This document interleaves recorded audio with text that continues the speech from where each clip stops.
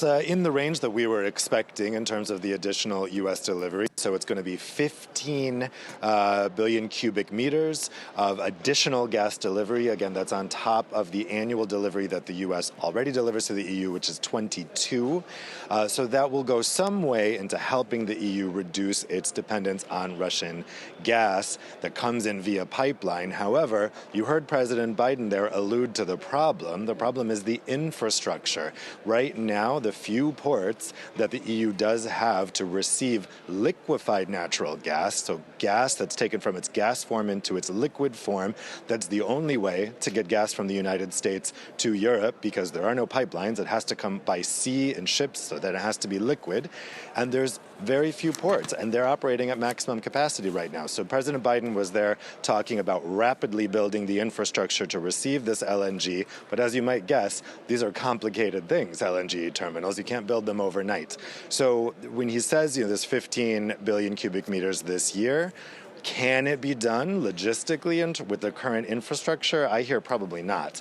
But they're going to do their best, and they're going to do their best to build this infrastructure. You heard him promising that there. And overall, of course, this is an effort to give the Europeans the confidence to speed up their withdrawal from receiving Russian gas. It's interesting, 2 weeks ago at the summit that happened in Versailles outside of Paris, Ursula von der Leyen was talking about completely phasing out imports of Russian energy by 2027. Now the language they just used right now at that press conference was by the end of the decade. It's a difference of 3 years, but that makes a big difference. I'm not really sure why the ambition has been softened there. I doubt that's from the American side. I think there are some European countries that are thinking that 2027 is not feasible, but she did say 50 billion cubic meters by 2030 would be able to meet that commission timeline to completely phase out imports of Russian gas. So we'll see that the EU leaders now here at the European Council are going to digest this announcement. They're going to be discussing energy issues today, and we'll see if by the end of the day they feel confident enough to make an announcement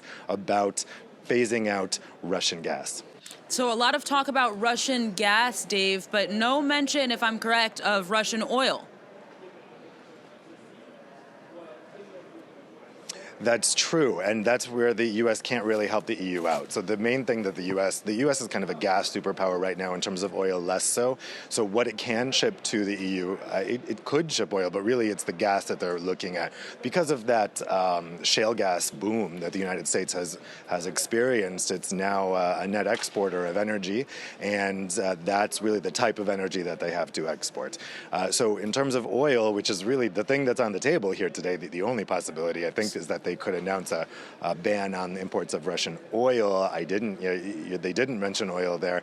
And again, it's because the surplus that the U.S. has is gas, which again is not so helpful because it's a lot harder to ship. You have to liquefy it, and you have to have these special facilities to receive it. So it's complicated.